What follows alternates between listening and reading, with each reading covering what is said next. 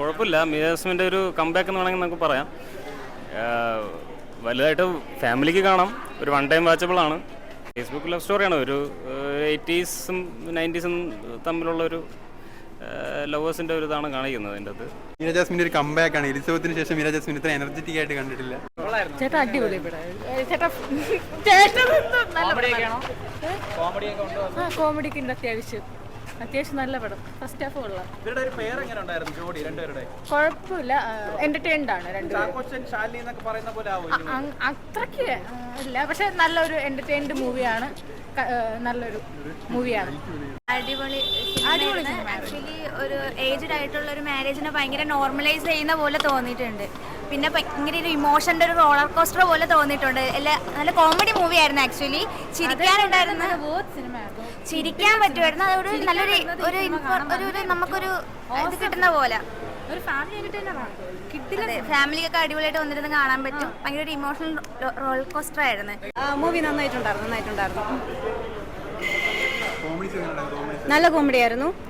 നല്ല entertainment movie ആയിരുന്നു. വലിയ ലാഗൊന്നും തോന്നിയിട്ടുണ്ടായിരുന്നില്ല.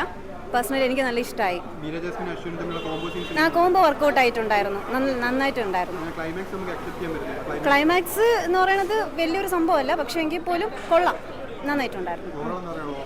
എന്താണ് അടിപൊളി, മൊത്തത്തിൽ അടിപൊളിയാണ്. നല്ലൊരു ഫിലിം തന്നെയാണ്. ഒരു വലിയ പ്രതീക്ഷയില്ലാതെ കയറിയതായിരുന്നു, പക്ഷെ നല്ല കൊള്ളാം. നന്നായിട്ടുണ്ട്.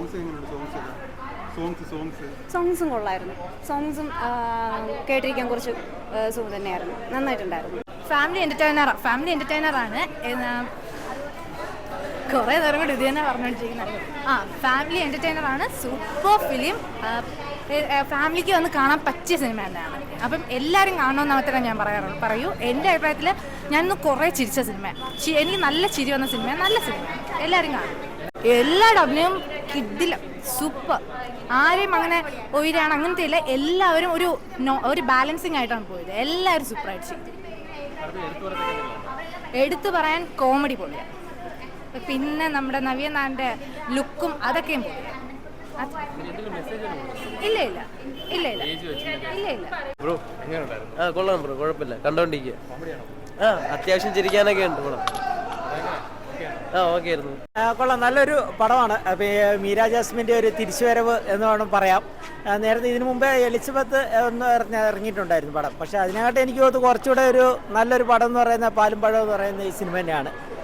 ഒരു വ്യത്യസ്തമായിട്ടൊരു കഥ, പിന്നെ അത് രസകരമായിട്ട് എടുത്തിരിക്കുന്നു. നല്ല തിരക്കഥയായാലും ഡയറക്ഷനായാലും എല്ലാം നല്ലതാണ്.